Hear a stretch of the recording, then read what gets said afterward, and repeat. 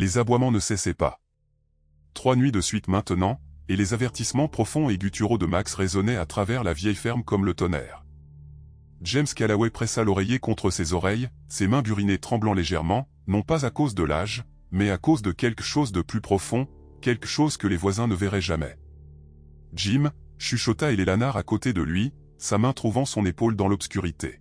« Peut-être devrions-nous l'écouter cette fois. »« Ce n'est rien, Ellie, » grogna-t-il, bien que la persistance du berger allemand ait commencé à l'énerver lui-même. En bas, les aboiements de Max s'intensifièrent, non plus seulement une alerte, mais un signe de désespoir. Le berger de 40 kilos n'aboyait pas seulement après des ombres, il était fixé sur un seul endroit près de la cheminée du salon, son corps puissant, raide, les poils hérissés. Puis vint le son, faible au début, un craquement sous les planches du plancher qui ne semblait pas normal. Les sens de Jim, entraînés au combat, se réveillèrent complètement. La maison sembla soupirer, s'affaissant dans quelque chose d'instable en dessous. Max se tut soudainement, d'une manière étrange et inquiétante. C'est alors qu'ils le sentirent. Le plancher sous leur lit se déplaça presque imperceptiblement. Quelque chose n'allait pas, terriblement mal. N'hésitez pas à liker et à partager vos réflexions dans les commentaires, ainsi que la ville depuis laquelle vous regardez. Passons maintenant à la suite de l'histoire. La ferme de James, Jim Callaway, était située sur 2 hectares de terre plate du Nebraska, usée par 68 hivers rigoureux et cuite par autant d'étés. La maison coloniale à 2 étages avait appartenu au père de Jim avant lui, et à son grand-père avant cela, un héritage d'hommes Callaway qui travaillèrent la terre jusqu'à ce que leur corps lâche. La maison elle-même était un témoignage de résilience obstinée, avec ses planchers en bois franc d'origine, sa rampe d'escalier sculptée à la main et ses fondations posées avant la Grande Dépression. À 62 ans, Jim se tenait avec la posture rigide d'un homme qui avait vu le combat et ne l'avait jamais tout à fait quitté. Le Vietnam avait pris sa jeunesse, son innocence et, pendant de nombreuses années, sa tranquillité d'esprit. Il était revenu avec une purpelate, une légère boiterie due à des éclats d'obus dans sa jambe gauche et des cauchemars qui le réveillaient encore parfois, en sueur et désorienté. Ses mains calleuses et son visage buriné racontaient l'histoire d'un homme qui croyait que les problèmes étaient résolus par le travail, pas par la parole. Les habitants respectaient Jim, mais gardaient leur distance. Quelque chose dans ses yeux bleus distants suggérait des profondeurs qu'il valait mieux ne pas déranger. Ellie, Ellie Callaway, avait été infirmière militaire lorsqu'elle rencontra Jim dans un hôpital de l'administration des anciens combattants en 73. À 60 ans, ses cheveux autrefois auburn étaient devenus complètement blancs, encadrant un visage encore joli malgré la toile de fines lignes autour de ses yeux. Contrairement à son mari, Ellie portait son cœur ouvertement, servant de pont entre Jim et le monde. Lorsque Jim se retirait dans le silence, c'était Ellie qui traduisait ses besoins et ses humeurs. Elle était bénévole 3 jours par semaine à la clinique du comté, ses mains capables toujours fermes lorsqu'elle bandait des blessures ou réconfortait les malades. Max était entré dans leur vie il y a 3 ans. Déjà au-delà de son apogée à 6 ans, le berger allemand avait été destiné à l'euthanasie au refuge du comté quand Ellie l'aperçut, entraîné militairement, mais jugé inadoptable en raison de son intensité et de son agressivité occasionnelle. Quelque chose dans les yeux méfiants et attentifs du chien lui avait rappelé Jim. Contre les objections initiales de son mari, elle avait ramené Max à la maison, insistant sur le fait que le chien méritait une seconde chance, tout comme Jim après la guerre. Graduellement, à contre-cœur, l'homme et le chien avaient formé une alliance difficile, unie peut-être par une reconnaissance tacite d'un traumatisme partagé. Les problèmes commencèrent un mardi à la fin du mois de mars, lorsque les premiers orages de printemps traversèrent les plaines. Jim lisait son journal dans son fauteuil en cuir usé quand Max, généralement content de somnoler près du poêle à bois, se dressa soudainement au garde à vous. Les oreilles du berger allemand se dressèrent vers l'avant, son corps se tendit alors qu'il fixait intensément un endroit près du foyer en pierre. « Qu'est-ce qu'il y a, mon garçon » murmura Jim, levant à peine les yeux de la section sportive. Max répondit par un grognement sourd qui se transforma progressivement en une série d'aboiements aigus et urgents. Jim plia son journal avec un soupir irrité. « Ellie, ton chien recommence. » Eleanor apparut dans l'embrasure de la porte, s'essuyant les mains sur un torchon. « C'est ton chien aussi, Jim, et il n'aboie pas sans raison. »« Probablement juste une souris dans les murs, » dit Jim, attrapant son café. Mais Max ne se laissa pas apaiser, faisant les 100 pas en cercle avant de revenir au même endroit, ses ongles claquant contre le bois franc alors qu'il grattait avec insistance le sol. Cette nuit-là, les aboiements continuèrent par intermittence. Au matin, la patience de Jim était à bout. Cet animal m'a tenu éveillé la moitié de la nuit, se plaignit-il au petit déjeuner, des cernes sombres ombrageant ses yeux. Peut-être devrions-nous le laisser dormir dans la grange pendant un certain temps. Les lèvres d'Eleanor se pincèrent. Il n'a jamais passé une nuit dehors depuis que nous l'avons eu. Je ne vais pas commencer maintenant. Le schéma se répéta le lendemain et le suivant. Max semblait normal pendant des heures, suivant Jim autour de la propriété alors qu'il vérifiait les clôtures et s'occupait de son petit potager. Mais inévitablement, quand il retournait à la maison, le chien se fixait sur ce même endroit près du foyer, aboyant avec un désespoir croissant. Le week-end, la situation s'était aggravée. Pendant le dîner avec leurs voisins, les Henderson, les aboiements de Max devinrent si perturbateurs que Jim finit par l'enfermer dans le vestiaire, le visage rouge d'embarras. « Désolé pour ça », murmura-t-il en revenant à la table. Le chien se comporte étrangement toute la semaine. Bill Henderson, un vétérinaire à la retraite, haussa un sourcil. Vous devriez peut-être le faire examiner, Jim. Les changements soudains de comportement peuvent indiquer des problèmes de santé. Ou il est juste têtu, répondit Jim sèchement, mettant fin à la conversation. Plus tard cette nuit-là, alors qu'Eleanor se préparait pour le lit, elle trouva Jim assis au bord de leur matelas, fixant ses mains tremblantes. « Ça empire, n'est-ce pas ?» demanda-t-elle doucement, sachant qu'elle ne parlait pas seulement du chien. Jim hocha la tête, presque imperceptiblement. Les cauchemars étaient revenus, des flashbacks du Vietnam déclenchés par les aboiements incessants de Max. Le son lui rappelait trop les aboiements d'avertissement des chiens militaires avant une embuscade. « Je peux l'emmener chez le docteur Miller lundi », proposa Eleanor, assise à côté de lui. « Et lui dire quoi, que notre chien n'arrête pas d'aboyer après le plancher ?» Jim secoua la tête.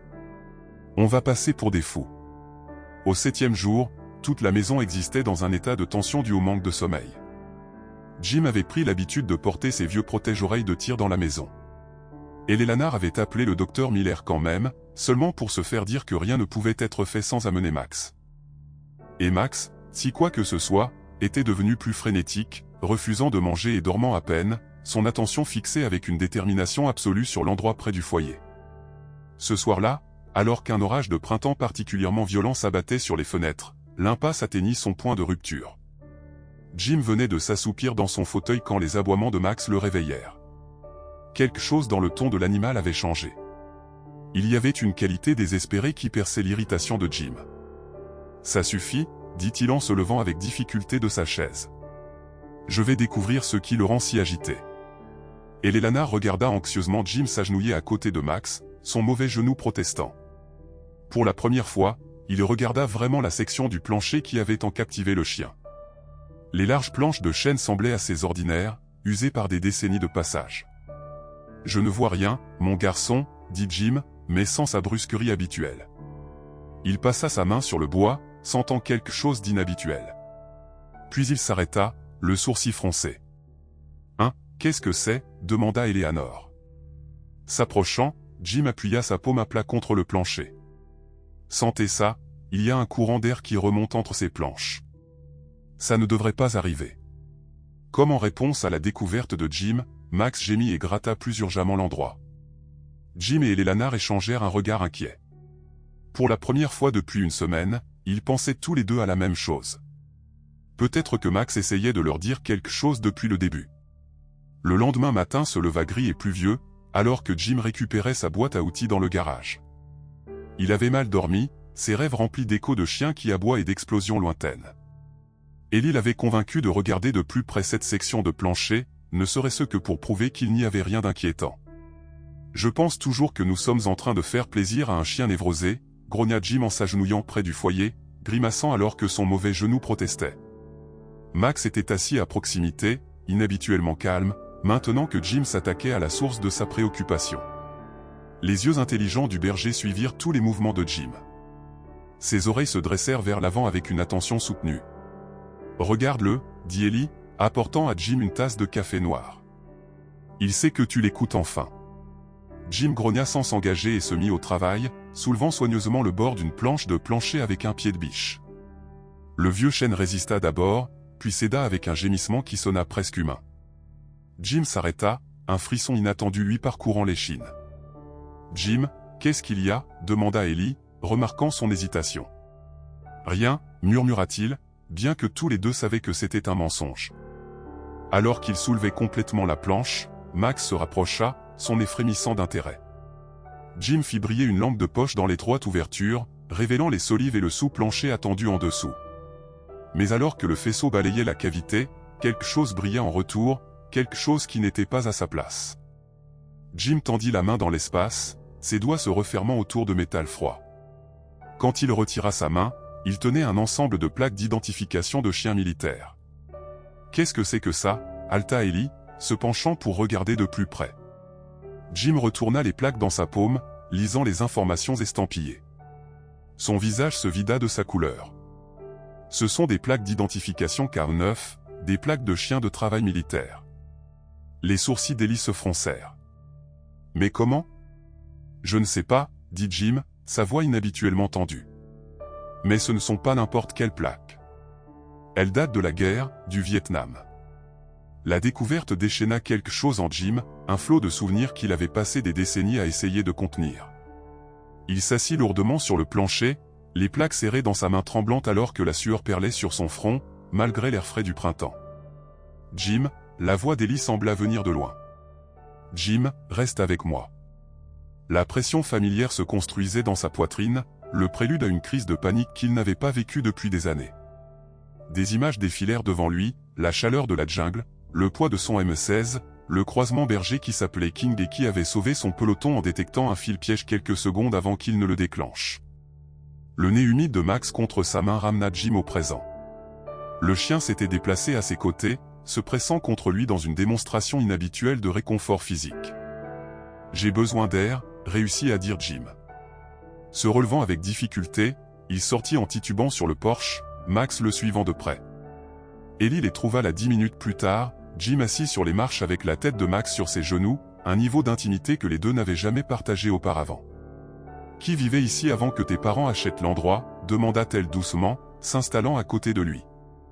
Jim secoua la tête. « Un vieux couple, les Morton, je crois. J'étais juste un enfant quand nous avons emménagé. Pourraient-ils avoir eu un fils qui a servi, qui a peut-être ramené un chien militaire, peut-être ?» Jim retourna les plaques. Il est écrit bravo, 055237K9, suivi d'une série de chiffres et du groupe sanguin. Mais pourquoi serait-elle cachée sous le plancher? Cet après-midi-là, pendant qu'Ellie appelait le bureau des archives du comté, Jim téléphona à contre-cœur à Bill Henderson. Le vétérinaire retraité arriva en moins d'une heure, son intérêt piqué par la demande d'aide inhabituelle de Jim.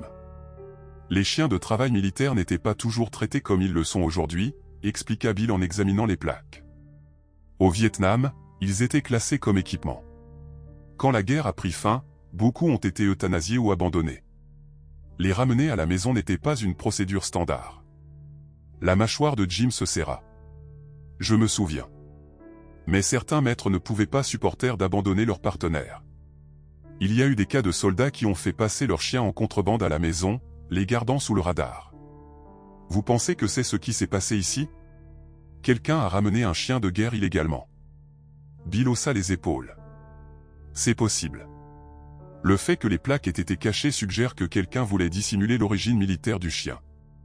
Pendant que les hommes parlaient, Max continua sa veille près de la section de plancher ouverte. De temps en temps, il gémissait doucement et regardait Jim comme pour l'inciter à continuer ses recherches. Jim avait écarté le comportement de Max comme une anxiété canine aléatoire, mais maintenant, avec ses plaques militaires froides dans sa paume, une possibilité différente émergea. Et si Max lui-même, un ancien chien de service, avait en quelque sorte senti quelque chose que les humains avaient manqué? Et si son entraînement militaire lui avait permis de détecter un danger invisible à la perception ordinaire? Quand Ellie revint de ses appels, son expression était troublée. « Jim, j'ai trouvé quelque chose. Les Morton avaient bien un fils, Robert Morton. Il a servi au Vietnam comme maître chien. Selon l'histoire locale, il est rentré chez lui en 72 avec ce que les gens appelaient un choc obusier. Il a vécu ici avec ses parents jusqu'à leur mort au début des années 80, puis est resté seul jusqu'à son décès en 85, avant que ta famille n'achète l'endroit, nota Bill. » Jim fixa le plancher ouvert. « Et tu penses qu'il a ramené son chien de guerre avec lui, a caché son identité? » Cela expliquerait les plaques, dit Ellie. Mais pas pourquoi Max est si agité maintenant, des décennies plus tard. Comme par hasard, Le berger allemand commença à gratter le plancher à nouveau, ses mouvements plus insistants. Jim prit alors une décision qui le surprit même lui-même, « Rapporte-moi le pied de biche et une plus grande lampe de poche. » Max essaie de nous dire quelque chose, et je pense que je suis enfin prêt à l'écouter. La découverte de ces plaques militaires avait brisé quelque chose en Jim, non seulement le plancher de sa maison, mais les barrières soigneusement construites qu'il avait érigées autour de ses propres expériences de guerre. Alors qu'il se préparait à fouiller plus profondément dans le mystère sous ses pieds, il ne pouvait se débarrasser du sentiment que Max et lui étaient en quelque sorte destinés à découvrir le secret qui s'y cachait. Alors que l'après-midi s'étirait en soirée, Jim agrandit méthodiquement l'ouverture dans le plancher de son salon. Chaque planche se souleva plus facilement que la précédente, comme si la maison elle-même était enfin prête à abandonner ses secrets. Ellie apporta des lampes de la maison, créant une flaque de lumière crue autour du trou grandissant, tandis que Bill Henderson était assis dans le fauteuil de Jim, offrant occasionnellement des observations. La construction en dessous semble d'origine, nota Bill, se penchant pour regarder dans la cavité. Ces solives de soutien sont en chêne taillé à la main. Ils ne les construisent plus comme ça. Jim grogna en signe d'accusé de réception, trop concentré sur sa tâche pour engager la conversation. Max resta près de lui, son attention partagée entre Jim et l'obscurité grandissante en dessous. De temps en temps, le chien gémissait ou poussait le bras de Jim comme pour diriger ses efforts. Au moment où Jim avait enlevé une section de plancher de 3 pieds carrés, la véritable nature de ce qui se trouvait en dessous commença à se révéler. Les solives et les poutres de soutien montraient des signes évidents de dégâts d'eau, des taches sombres se propageant comme un cancer à travers le grain du bois et, à plusieurs endroits, l'éclosion blanche indubitable de la croissance fongique. « Ça n'a pas l'air bon », murmura Ellie, tendant à Jim une serviette pour essuyer la sueur de son front. Jim se rassit sur ses talons, examinant les dégâts avec l'œil d'un vétéran de la construction. « Non, ça n'a pas l'air bon. Il y a une pourriture importante ici. Cette poutre, » il montra un support principal courant sous la cheminée, est pratiquement creuse par section. Bill vint s'agenouiller à côté de lui, veillant à garder son équilibre sur la partie intacte du plancher. Est-ce que ça pourrait être ce que Max sentait? Les chiens peuvent sentir la moisissure et la pourriture que les humains ne peuvent pas détecter. Peut-être, concéda Jim, bien que son expression restait troublée. Mais ce genre de dégâts prend des années, des décennies même. Pourquoi commencerait-il à aboyer à ce sujet maintenant? La réponse vint lorsque Jim dirigea sa lampe de poche plus profondément dans le vide sanitaire. Le faisceau attrapa quelque chose d'incrusté dans l'une des solives pourrissantes, un autre objet métallique différent des plaques d'identification du chien. À l'aide d'un tournevis, Jim le dégagea soigneusement et le souleva à la lumière. Une balle, corrodée par l'âge, mais indubitable. Époque du Vietnam, dit Jim doucement, tournant les munitions dans ses doigts. M16, modèle standard. La main d'Ellie alla à sa bouche. Jim, il y a autre chose, interrompit-il, sa voix étrangement détachée alors qu'il faisait jouer le faisceau de la lampe de poche le long du dessous du sous-plancher. Des égratignures marquèrent le bois à plusieurs endroits, des entailles profondes et désespérées qui n'auraient pu être faites que par de puissantes griffes. Max gémit bruyamment, pressant son museau contre le bras de Jim. « Je pense que je dois descendre là-dedans, » dit Jim, sa décision déjà prise. « Jim, ton genou, » commença Ellie. « Ça ira, » coupa-t-il, son ton ne souffrant aucune discussion. Avec l'aide de Bill, Jim se laissa descendre dans le vide sanitaire. Les espaces restreints l'obligeant à se déplacer sur le ventre, à la manière d'un rampement militaire. La familiarité de la position, les coudes creusant dans la terre, le menton rentré, la respiration contrôlée, déclencha une cascade de souvenirs, les patrouilles nocturnes dans le delta du Mécogne, les rizières, le poids de la peur le pressant contre la terre alors que les tirs ennemis sifflaient au-dessus de sa tête. Jim, la voix d'Ellie le rappela. « Qu'est-ce que tu vois ?» Il cligna des yeux, se recentrant. Plus des mêmes dégâts. Mais il y a quelque chose d'autre. Sa lampe de poche avait éclairé un coin du vide sanitaire qui semblait différent du reste, la terre tassée plus fermement, délibérément lissée. Posant la lumière de côté, Jim commença à creuser avec ses mains, la terre fraîche cédant facilement sous ses doigts.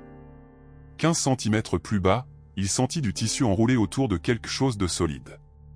Soigneusement, il dégagea le paquet et le tira vers lui.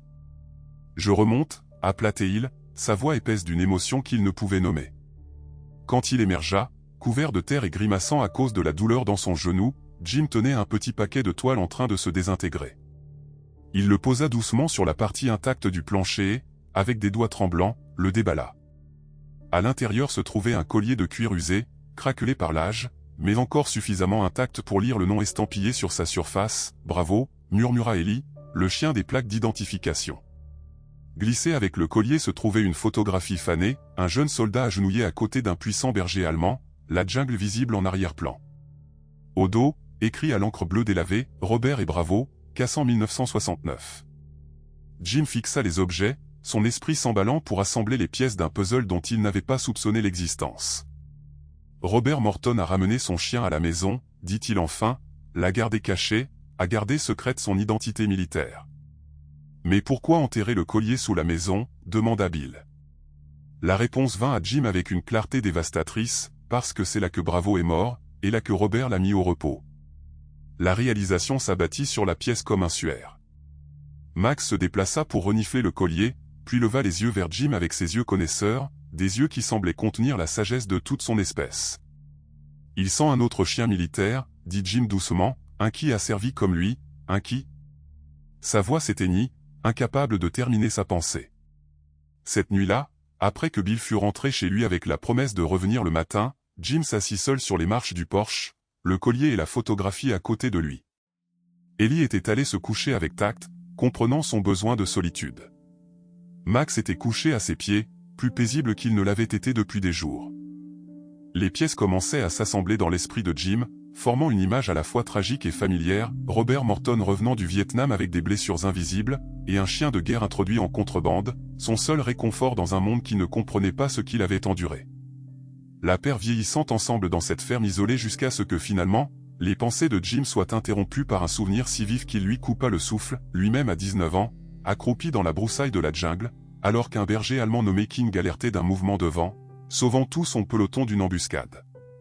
King qui avait été abandonné lorsque la tournée de Jim prit fin, classé comme équipement trop coûteux à transporter à la maison.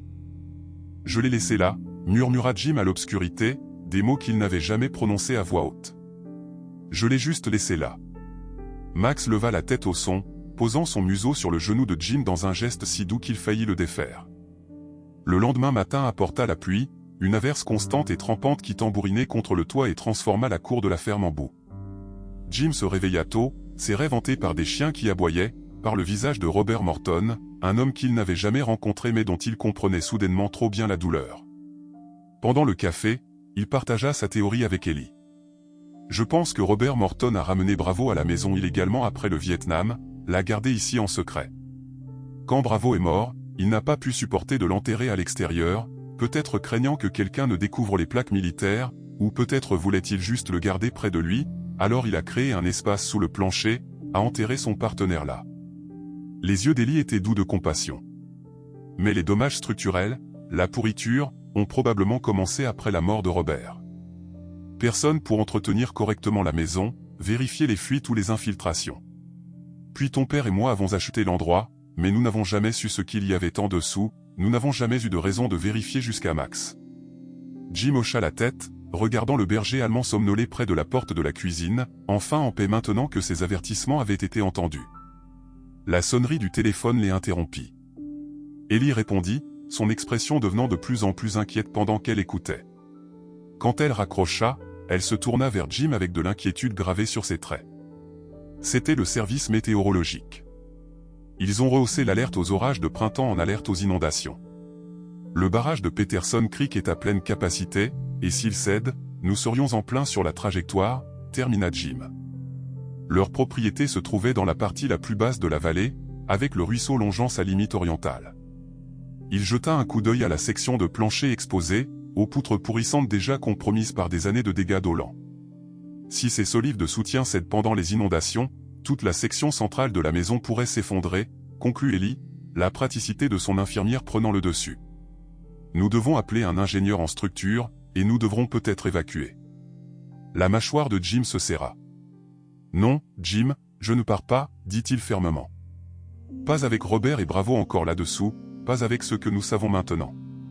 Ellie reconnut la détermination dans ses yeux. C'était le même regard qu'il avait eu quand il avait finalement accepté de suivre une thérapie pour son SSPT il y a 15 ans, non pas parce que les médecins l'avaient exhorté, mais parce qu'il avait décidé selon ses propres termes qu'il était prêt à affronter ses démons. D'accord, dit-elle enfin, alors nous l'étayons nous-mêmes, au moins assez pour passer à travers cette tempête. Jim rappela Bill Henderson, ainsi que 2 autres vétérans du Vietnam de la ville, des hommes qui ne poseraient pas trop de questions et qui comprenaient le code tacite de se soutenir entre soldats. À midi, 4 camionnettes étaient garées dans l'allée des Callaway et le salon avait été transformé en zone de construction. Pendant que les hommes travaillaient, Ellie appela la Société historique du comté et le bureau des anciens combattants, rassemblant plus de détails sur l'histoire de Robert Morton. Ce qui émergea était un récit trop familier à ceux qui comprenaient les conséquences de la guerre, un maître chien décoré qui rentra chez lui renfermé et hanté, qui quittait rarement la ferme familiale, dont le seul compagnon était un chien que les voisins supposaient qu'il avait acquis après la guerre. Il n'y a aucune trace qu'il ait jamais demandé des prestations ou un traitement de l'administration des anciens combattants, rapporta Ellie à Jim pendant une brève pause. Il a juste disparu en lui-même. Jim hocha la tête, sans surprise. Les hommes de cette génération ne parlaient pas de telles choses, et admettre qu'il avait fait passer un chien militaire en contrebande à la maison aurait signifié des problèmes juridiques. Comme toi avec ton SSPT, dit-elle doucement. Toutes ces années de silence. Le regard de Jim dériva vers Max, qui s'était nommé superviseur des efforts de rénovation, se déplaçant entre les travailleurs avec un air d'approbation. Peut-être que c'est pour ça que Max était si fixé sur cet endroit. Peut-être qu'il a reconnu quelque chose de lui-même là-dessous.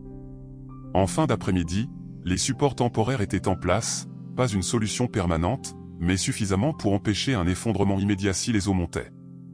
Dehors, la pluie continua sans relâche, le son lointain du ruisseau gonflé, un rappel constant de la menace. Les autres hommes étaient partis, laissant Jim, Ellie et Max seuls avec la tempête de plus en plus violente. À la tombée de la nuit, ils se rassemblèrent dans la cuisine, le point le plus éloigné de la section de plancher compromise. La radio à pile diffusait un flux constant de mises à jour météorologiques, dont aucune n'était encourageante. L'ordre d'évacuation concerne tout le monde à l'est de l'autoroute 16, nota Ellie, étudiant la carte d'urgence du comté étalée sur la table. Ça nous inclut. Jim secoua la tête. Je t'ai dit que je ne partais pas.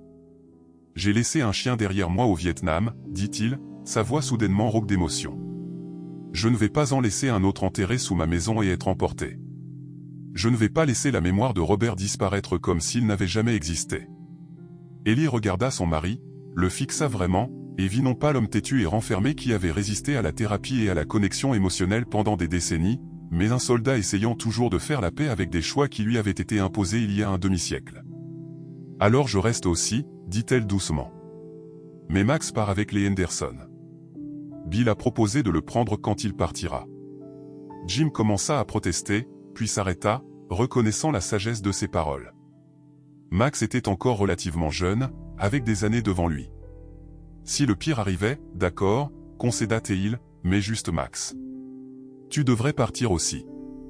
Le sourire d'Ellie était petit mais déterminé, 42 ans de mariage, Jim Callaway, quand ai-je jamais quitté ton côté quand c'était important au dehors, la pluie s'intensifia, tambourinant contre le toit comme un tir d'artillerie lointain.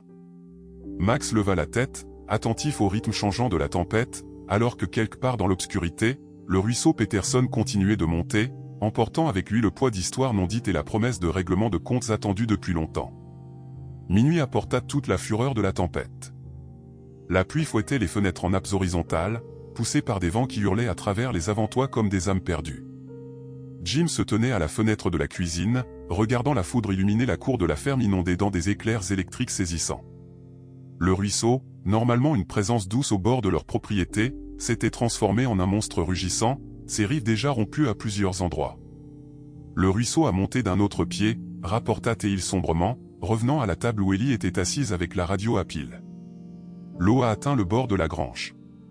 Ellie acquiesça, son visage pâle à la lumière de la lanterne. Le courant avait été coupé une heure plus tôt, plongeant la vieille ferme dans une obscurité seulement brisée par leur lumière de secours et l'éclair occasionnel. Ils disent que le barrage du ruisseau Peterson montre des signes de faiblesse, s'il cède. Je sais. La voix de Jim était tendue mais calme, le même ton contrôlé qu'Ellie reconnaissait lors d'autres crises au cours de leur décennie ensemble. C'était sa voix de combat, celle qui émergeait lorsque la simple survie devenait l'objectif. Max avait refusé de partir avec les Henderson. Lorsque Bill arriva pour le chercher, le berger allemand s'était planté à côté de Jim avec une détermination si inébranlable que même Ellie avait cédé. Certaines batailles ne valent pas la peine d'être menées, avait-elle dit, observant la communication profonde qui passait entre l'homme et le chien. Maintenant, Max patrouillait anxieusement dans la cuisine, ses ongles claquant sur le linoléum alors qu'il se déplaçait de la fenêtre à la porte et vice-versa. Un formidable coup de tonnerre directement au-dessus de leur tête fit même tressaillir Jim. Le son fut suivi d'un craquement inquiétant provenant de la direction du salon. Les supports, marmonna Jim, se dirigeant déjà vers le son. Lampe de poche à la main, Ellie et Max suivirent de près alors que Jim se frayait un chemin prudemment dans le salon. L'étayage temporaire qu'ils avaient installé sous la section de plancher endommagé tenait toujours, mais l'eau avait commencé à s'infiltrer entre les planches restantes, une tache sombre s'étendant lentement sur le chêne usé. La nappe phréatique monte, dit Jim, s'agenouillant pour toucher l'humidité qui remontait d'en bas. La main d'Ellie trouva son épaule. Jim, je pense que nous devons reconsidérer. Ces mots furent coupés court par la radio d'urgence qui crépitait dans la cuisine, sa tonalité d'alerte automatisée perçant le bruit de la tempête. Ils se précipitèrent pour entendre l'annonce, le service météorologique national a émis un avertissement de crue éclair pour l'est du comté de Webster. Le barrage du ruisseau Peterson a été compromis. Répétez, le barrage du ruisseau Peterson a été compromis. Inondations imminentes attendues dans les zones basses. Tous les résidents de la zone touchée doivent évacuer immédiatement. Jim et Ellie échangèrent un long regard, un regard qui contenait 42 ans de partenariat, d'intempéries, tant littéral que métaphorique, ensemble. Nous avons encore le temps de partir, dit doucement Ellie. Jim secoua la tête, sa décision prise il y a des heures. Tu pars, prends le camion. Je reste avec la maison et avec eux. Son geste englobait à la fois la section exposée du plancher et Max, qui était revenu se tenir en sentinelle à côté de l'ouverture. James Callaway, dit Ellie, utilisant son nom complet, comme elle ne le faisait que dans les moments de profonde gravité. Si tu penses que je vais te laisser ici après toutes ces années, tu as finalement complètement perdu la tête. Malgré tout, Jim sentit un sourire se dessiner au coin de sa bouche. Femme têtue. C'était ce qui l'avait attiré vers elle dans cet hôpital des anciens combattants il y a tant d'années, sa force tranquille et inébranlable. Un autre craquement inquiétant provenant du plancher interrompit leur confrontation. Cette fois, il était accompagné d'un déplacement visible dans l'une des poutres de soutien qu'ils avaient installées, un flambement subtil mais indubitable sous la pression venant d'en bas. Si nous restons, nous devons déplacer nos provisions de secours à l'étage, dit Jim, le pragmatisme militaire prenant le dessus, et nous avons besoin d'un meilleur soutien pour cette poutre. Ils travaillèrent rapidement dans la lumière inadéquate, Jim demandant à Ellie de trouver des outils et des matériaux spécifiques dans son atelier, tandis qu'il évaluait la structure en mouvement. Max resta nerveusement concentré sur le vide sanitaire exposé, émettant occasionnellement de faibles gémissements qui hérissaient les poils sur la nuque de Jim. « Qu'est-ce qu'il y a, mon garçon » murmura Jim, interrompant son travail pour caresser la tête du berger. « Qu'est-ce que tu essaies encore de me dire » La seule réponse de Max fut de se rapprocher de l'ouverture, tout son corps tendu de concentration. Jim projeta le faisceau de sa lampe de poche sur la partie visible du vide sanitaire. La nappe phréatique montante formait maintenant une flaque peu profonde et trouble en dessous, reflétant la lumière dans des motifs étranges. Pendant qu'il regardait, de minuscules ruisseaux commencèrent à se former, l'eau se frayant un chemin à travers la terre tassée qui avait dissimulé le lieu de repos de Bravo pendant des décennies. Avec une clarté soudaine, Jim comprit l'agitation continue de Max. « Il est en train d'être découvert », dit-il à voix haute. « Les eaux l'exposent. » Ellie revint les bras pleins de chutes de bois et de cordes. « Quoi, oh, Bravo, les eaux dérangent sa tombe. » Jim prit les matériaux et commença à façonner un étai supplémentaire. Robert Morton l'a enterré là-bas pour le garder en sécurité, caché. Maintenant, l'inondation l'emporte. Avant qu'Ellie ne puisse répondre, un nouveau son perça la cacophonie de la tempête, un craquement profond et résonnant qui semblait provenir des os même de la maison. Le plancher se déplaça visiblement, les supports temporaires gémissant sous la pression croissante. « Jim » cria Ellie, tendant la main vers lui alors qu'il était agenouillé dangereusement près de la section affaiblie. « Je dois renforcer ça maintenant », répondit-il sombrement, « ou nous allons perdre la poutre centrale entière. » Dehors, le grondement de l'eau devint plus fort, non plus seulement le son d'une forte pluie, mais quelque chose de plus inquiétant, l'approche inexorable de la vague de crue provenant du barrage qui avait cédé. Max recommença à aboyer, non pas vers le plancher cette fois, mais vers l'avant de la maison, avertissant de ce nouveau danger immédiat. Jim travailla avec une efficacité désespérée, ses mains bougeant avec la mémoire musculaire de décennies dans la construction. Ellie tenait la lampe de poche stable, illuminant ses efforts alors que les minutes s'écoulaient avec une lenteur insoutenable. Un violent tremblement soudain parcourut toute la structure. Ellie trébucha, se rattrapant contre le mur alors que des cadres de photos s'écrasaient sur le plancher autour d'elle. « Il est temps de monter à l'étage », dit Jim, enfonçant le dernier support en place. « Ça ne tiendra pas indéfiniment, mais ça pourrait nous faire gagner du temps. » Ils venaient de rassembler leurs provisions de secours quand ils l'entendirent, un son comme un train de marchandises qui approche, devenant plus fort à chaque seconde. Les aboiements de Max atteignirent un ton frénétique alors que Jim ouvrait la porte d'entrée pour être témoin d'un spectacle qu'il n'oublierait jamais, un mur d'eau, haut de 2 mètres et emportant des débris de toute taille, déferlant sur leur propriété vers la maison. « Cours !» cria-t-il, fourrant le sac d'urgence dans les bras d'Ellie et la poussant vers l'escalier. « Max, viens !» Tous les 3 grimpèrent précipitamment l'escalier étroit, alors que l'inondation frappait la maison avec la force d'un bélier. La structure trembla violemment, les poutres gémissant de protestation alors que l'eau explosait à travers les portes et les fenêtres au rez-de-chaussée. Jim trébucha sur la première marche, son mauvais genou le trahissant finalement. Mais Ellie et Max étaient là, le tirant et le poussant en sécurité. Alors que l'eau tourbillonnait en dessous, ils se réfugièrent dans la chambre principale au point le plus élevé de la maison, fermant la porte comme si cette barrière fragile pouvait retenir le déluge. Par la fenêtre, Jim ne pouvait voir que de l'eau. Là où sa ferme avait été ponctuée par les sommets squelettiques des clôtures et des petits bâtiments agricoles, la grange, construite sur un terrain légèrement plus élevé, était toujours debout, bien que l'eau tourbillonnait autour de ses fondations. À l'intérieur de la maison, la destruction continua. Ils sentirent chaque impact alors que les débris emportés par les eaux de crue s'écrasaient sur la structure. Le plancher sous leurs pieds tremblait continuellement. Maintenant, la vieille maison se bat contre la fureur de la nature. Le plancher va s'effondrer, dit Jim, sa voix étrangement calme alors qu'il aidait Ellie à pousser leur lourde commode en chaîne contre la porte pour bloquer l'eau montante. Nous allons bien, insista Ellie, bien que sa voix hésitât. Le 2e étage est solide. Nous devons juste attendre que ça passe. Jim ne la contredit pas, mais ils connaissaient tous les deux la vérité. Si la poutre de support central cédait complètement, elle pourrait également faire tomber des parties du 2e étage. L'intégrité de toute la structure était maintenant compromise. Max arpenta la chambre anxieusement, se déplaçant de la fenêtre à la fenêtre, avant de revenir se presser contre la jambe de Jim comme s'il essayait de communiquer quelque chose d'urgent. La fourrure du chien était trempée depuis leur course à l'étage, mais sa concentration restait intense, inébranlable. Un formidable fracas provenant d'en bas les fit tous sursauter. Le son distinctif de bois qui se brise fut suivi d'une sensation de soubresaut comme si le plancher même sous eux avait chuté de plusieurs centimètres. C'était la poutre centrale, dit Jim sombrement. Le plancher du salon est parti. Ellie se dirigea vers la fenêtre, scrutant l'obscurité balayée par la tempête. Y a-t-il des signes d'équipe de secours? Jim la rejoignit, plissant les yeux contre la pluie. Au loin, il pouvait distinguer des lumières clignotantes sur l'autoroute, des véhicules d'urgence rassemblés au barrage routier, incapables d'atteindre les propriétés de la vallée inondée. Ils sont là, mais ils ne peuvent pas nous atteindre à travers ça. Nous sommes seuls, au moins jusqu'au matin.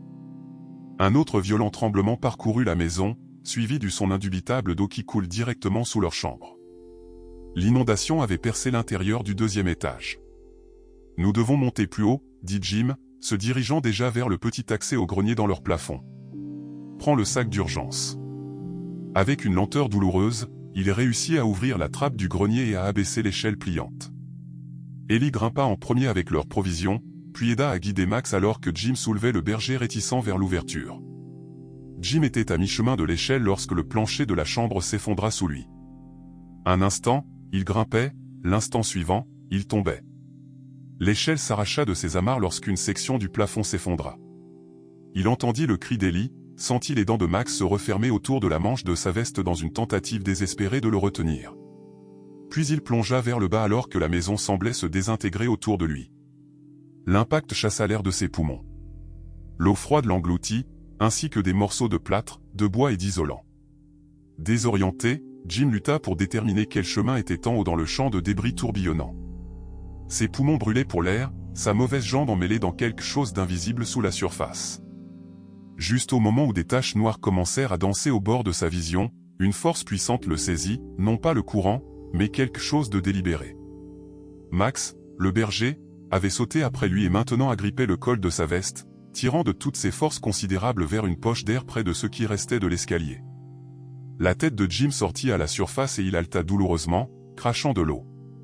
Alors qu'il s'accrochait à un morceau de balustre encore attaché au mur, Max pataugeait dans l'eau à côté de lui, refusant de partir même si le courant menaçait de les emporter tous les deux.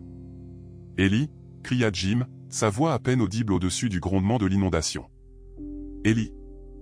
De quelque part au-dessus, il entendit sa réponse frénétique, « Jim, je suis là. » Le grenier est toujours intact. Le soulagement l'envahit si puissamment qu'il en eut les larmes aux yeux. Ellie était vivante. Quoi qu'il se soit passé d'autre, quoi qu'ils aient perdu, Ellie avait survécu. Max ? Le nom émergea comme à peine un murmure. L'infirmier jeta un coup d'œil vers l'avant de l'hélicoptère, puis revint vers Jim. « Votre chien, il est juste là, il ne voulait pas vous quitter, il a mordu un secouriste qui a essayé de vous séparer, on a dû l'emmener. » Jim tourna la tête, ignorant la douleur lancinante que le mouvement causait, et vit Max fixé dans un harnais près de ses pieds. Les yeux du berger allemand étaient fixés intensément sur le visage de Jim, les oreilles en avant, en alerte, malgré le bruit et l'environnement inconnu. « Bon garçon », murmura Jim avant que l'obscurité ne le réclame à nouveau. Il se réveilla ensuite dans le calme stérile d'une chambre d'hôpital. Le bip régulier de l'équipement de surveillance remplaça le grondement de l'hélicoptère. La lumière du jour traversait les stores à moitié fermés, indiquant la fin de l'après-midi. Jim essaya de s'asseoir, seulement pour découvrir que sa jambe gauche était immobilisée dans un bandage important et que son genou droit était étroitement enveloppé. Doucement, soldat. La voix venait de sa gauche. Jim se tourna pour trouver Bill Henderson somnolent dans une chaise en vinyle, son visage buriné ridé de fatigue. « Bill !» La voix de Jim émergea comme un râle. « Ellie !» Bill se redressa instantanément, alerte. Au bout du couloir. Il la soigne pour une exposition et quelques coupures, mais elle ira bien. Femme forte. Vous, la maison. L'expression de Bill lui dit tout avant que les mots ne viennent. Elle est partie, Jim. Les fondations sont toujours là, mais la structure, l'inondation l'a emportée. Je suis désolé. Jim absorba cela avec un étrange engourdissement émotionnel. La maison qui avait abrité des générations de Callaway, la maison où lui et Ellie avaient construit leur vie ensemble, réduite à rien en une seule nuit. Max ? À cela, Bill réussit à sourire. Alors, ça, c'est une histoire. Ce chien à vous ne voulait pas laisser l'équipe de sauvetage vous approcher. Ils ont dû le tranquilliser pour vous mettre sur la civière. Puis il s'est réveillé à mi-chemin du point d'évacuation et a presque arraché le bras d'un ranger en essayant de revenir vers vous. La garde nationale a finalement abandonné et l'a juste emmené dans l'hélicoptère. Où est-il maintenant ? Au centre de contrôle des animaux. Ne vous inquiétez pas, je leur ai raconté son histoire, je me suis assuré qu'ils le traitaient bien. C'est un héros, Jim. Les nouvelles locales l'appellent déjà la sentinelle de l'inondation. Une fois que vous serez stable, je m'attends à ce qu'ils le remettent à Ellie. Jim acquiesça, le soulagement se mêlant à une émotion plus profonde qu'il ne pouvait pas tout à fait nommer. Max était resté. Malgré l'inondation, malgré le danger, malgré de meilleures options. Max avait refusé de le quitter, comme Bravo avait dû rester avec Robert Morton à travers tous les démons qui hantaient son retour du Vietnam. Bill, Jim demanda soudain, ont-ils trouvé quelque chose d'inhabituel dans ce qui reste de la maison ? L'expression de l'homme plus âgé changea subtilement. Tu veux dire, à part les plaques d'identité militaire et les restes d'un berger allemand enterré sous ton salon ? Des plaques qui correspondent au registre d'une unité canine déclarée disparue au combat en 1970. Jim ferma les yeux. Alors ils l'ont trouvé, Jim, dit Bill d'une voix douce mais ferme. J'ai besoin que tu comprennes quelque chose, ce que ces secouristes ont trouvé et traité avec respect. Le responsable des affaires des anciens combattants du comté est impliqué. On parle d'un enterrement militaire en bonne et due forme pour Bravo, avec les honneurs. Une pression que Jim n'avait pas réalisé qu'il portait sembla s'alléger légèrement.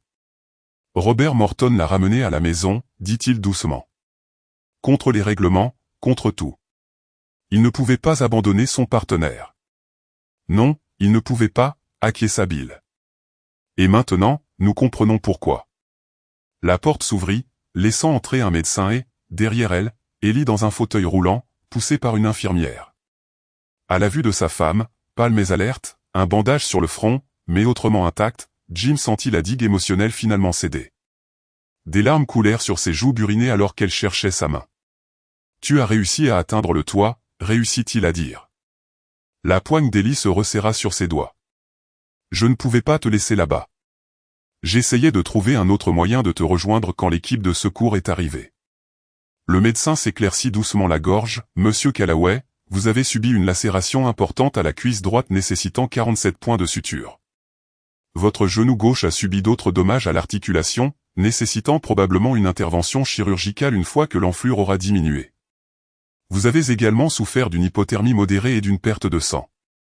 Cependant, grâce à un traitement rapide, nous prévoyons un rétablissement complet, bien que la thérapie physique sera essentielle. » Jim hocha la tête distraitement, son attention toujours fixée sur Ellie.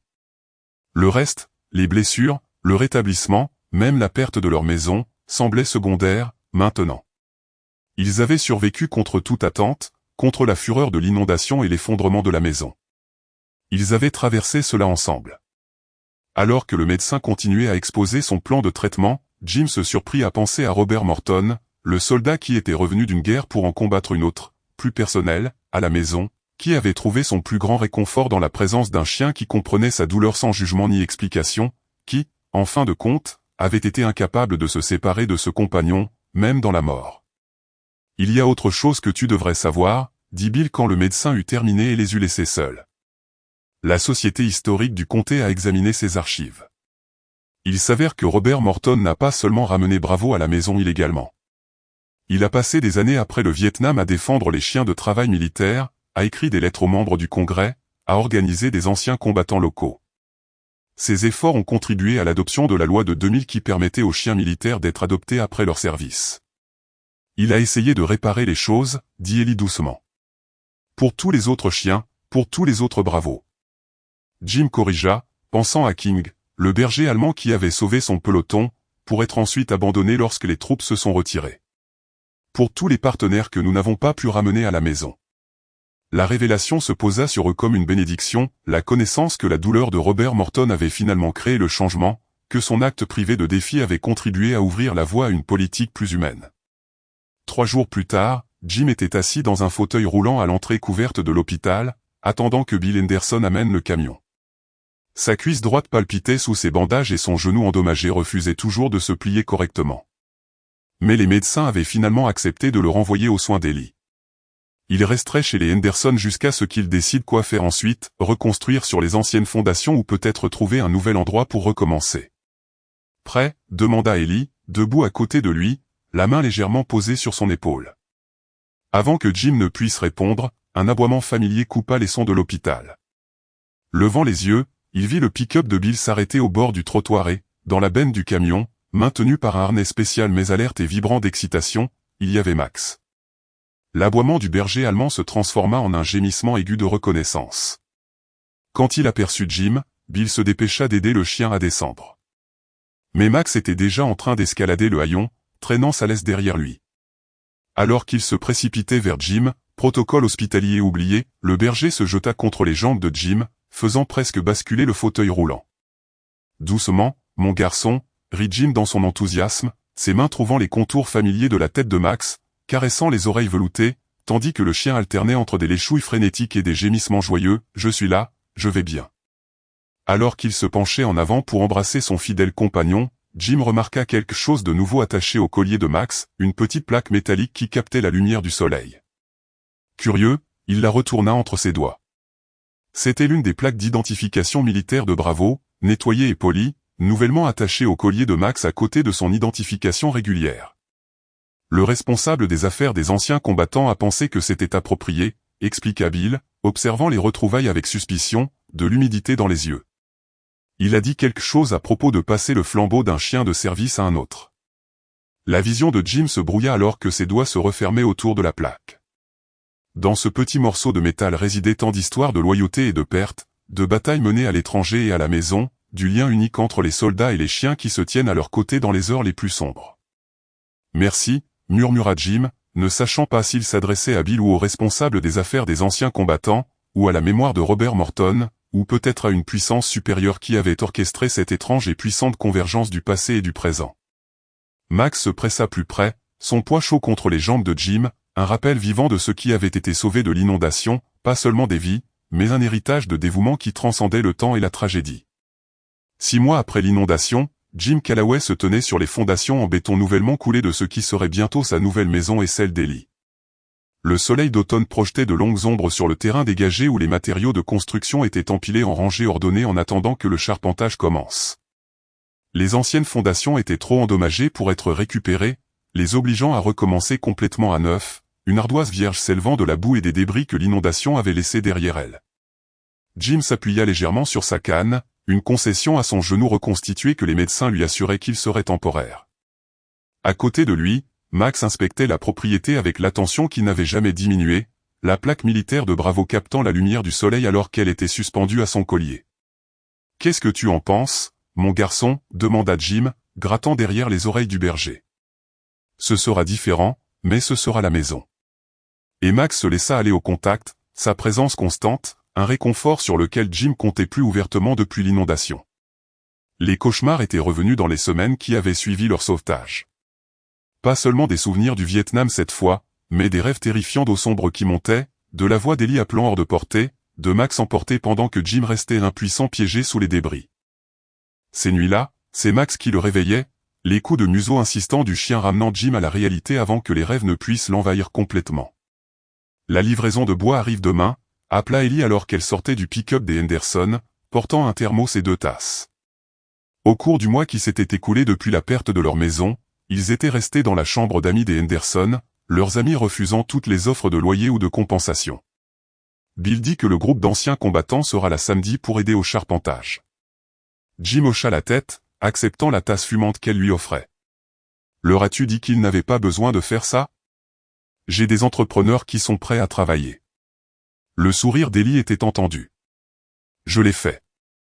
Ils ont dit, et je cite, dit à ce vieux marine têtu que ses frères d'armes ne demandent pas la permission. Un rire réticent s'échappa de Jim. Au lendemain de l'inondation, quelque chose d'inattendu s'était produit dans leur petite communauté. L'histoire de Robert Morton, Bravo et de l'héroïsme de Max s'était répandue, rassemblant des anciens combattants de 3 comtés. Des hommes avec lesquels Jim avait vécu pendant des décennies mais à qui il avait à peine parlé, sont soudainement apparus à la porte des Henderson offrant de l'aide, partageant des histoires, formant des liens qui auraient dû exister des années plus tôt. Je me suis arrêté au cimetière en revenant, dit Ellie plus doucement, sa main libre trouvant celle de Jim. La pierre tombale est magnifique. Jim serra ses doigts, l'émotion lui serrant la gorge. Dans un coin tranquille du cimetière des anciens combattants du comté, une pierre petite mais digne se dressait maintenant, Bravo, chien de travail militaire, Vietnam, fidèlement servi en dessous, en lettres plus petites, et Robert Morton, maître qui l'a ramené à la maison. La découverte des restes de Bravo avait déclenché une sorte de mouvement local. La société historique du comté avait reconstitué une partie de l'histoire de Robert Morton grâce à des documents militaires, des lettres et des témoignages de voisins âgés qui se souvenaient du vétéran discret et de son inséparable berger allemand. Ce qui en est ressorti, c'est le portrait d'un homme qui était revenu de la guerre profondément blessé, mais qui avait canalisé sa douleur dans la défense des chiens militaires abandonnés, en écrivant des lettres, en assistant à des réunions, en refusant de laisser les camarades de Bravo être oubliés. La directrice de l'école a appelé, continua Ellie, en sirotant son café. Elle veut savoir si tu reconsidérerais la question de parler à la classe d'histoire du lycée du Vietnam, en particulier des chiens de travail militaire. Jim contempla la propriété jusqu'à l'endroit où le ruisseau était revenu à son cours d'eau habituel, marquant la limite orientale. Pendant la plus grande partie de sa vie, il avait refusé de parler du Vietnam, croyant que le silence était la seule réponse appropriée à des souvenirs trop douloureux à raviver. Mais quelque chose avait changé au cours des derniers mois. Peut-être était-ce sa rencontre avec la mort lors de l'inondation, ou la découverte du parcours parallèle de Robert Morton, ou simplement la perspective qui vient de la perte de presque tout et du fait de se retrouver encore debout. Peut-être, dit-il finalement, si Max peut venir aussi. Le sourire d'Ellie s'élargit. Je pense que cela peut être arrangé. Ils restèrent dans un silence amical, regardant le soleil se coucher vers l'horizon. Les fondations sous leurs pieds représentaient plus qu'une simple nouvelle structure. C'était une deuxième chance, un nouveau départ basé sur une compréhension plus profonde du passé. Un véhicule s'approcha sur la longue allée de gravier, soulevant la poussière derrière lui. Alors qu'il se rapprochait, Jim reconnut Tom, le fils de Bill Henderson, qui travaillait pour le bureau du greffier du comté. Heureux de vous avoir rattrapé, appela Tom en sortant de sa voiture. J'ai trouvé quelque chose dans les archives que vous voudrez peut-être voir. Il tendit l'enveloppe à Jim, qui en sortit soigneusement le contenu, des photocopies de coupures de journaux jaunis et ce qui semblait être un manuscrit partiel. Ce sont les écrits de Robert Morton, expliqua Tom. Apparemment, il travaillait sur un livre sur les chiens militaires au Vietnam. Il ne l'a jamais publié, bien sûr, mais la Société historique a fait don de ses papiers après son décès. Quand tout cela est arrivé à propos de Bravo, ils ont commencé à examiner les archives plus attentivement. Les mains de Jim n'étaient pas tout à fait stables alors qu'il parcourait les pages. L'écriture précise de Robert Morton remplissait les marges du texte dactylographié, apportant des corrections et des ajouts à des récits d'équipes cynophiles servant dans diverses zones de combat, y compris. Jim remarqua avec un choc une brève mention de King, le berger allemand qui avait sauvé le propre peloton de Jim. Il les documentait tous, dit Jim doucement, s'assurant qu'ils ne seraient pas oubliés. Il y a plus, dit Tom. La Société historique veut terminer son travail, le publier en hommage à Morton et aux chiens qu'il a essayé d'honorer. Il recherche d'autres anciens combattants pour contribuer leurs histoires. Jim baissa les yeux sur Max, qui était assis alerte à ses côtés, puis sur les fondations de sa nouvelle maison, et enfin sur Ellie, dont les yeux offraient le même soutien constant qu'ils avaient offert pendant plus de 4 décennies. Oui, dit-il simplement. Je pense que j'aimerais raconter l'histoire de King et celle de Max, comme s'il comprenait. Max se pressa contre la jambe de Jim, la plaque sur son collier, la plaque de Bravo, captant la dernière lumière dorée du jour. À cet instant, Jim sentit un cercle se refermer, une connexion se parfaire entre le passé et le présent, entre le jeune soldat qu'il avait été et le vieil homme qu'il était devenu, entre tous les fidèles compagnons qui avaient veillé aux côtés des soldats américains dans leurs heures les plus sombres. Le secret sous le plancher avait été révélé, non pas pour détruire mais pour guérir, non pas seulement une vieille maison mais le cœur d'un vieux guerrier. On dit que certains liens transcendent la compréhension, comme la communication silencieuse entre un soldat et son chien, ou la promesse tacite entre ceux qui ont affronté le combat ensemble.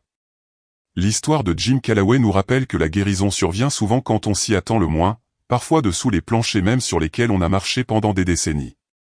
Pour beaucoup d'entre nous qui avons servi, qui sommes rentrés chez nous emportant des fardeaux invisibles aux autres, la véritable inondation n'est pas l'eau, mais les souvenirs qui surgissent spontanément dans la nuit, menaçant d'emporter les vies que nous avons soigneusement reconstruites. Nous nous reconnaissons dans la réticence de Jim à parler du passé, dans le dévouement tranquille de Robert Morton à réparer les choses, dans la loyauté inébranlable de Max, malgré toute logique et tout instinct de conservation.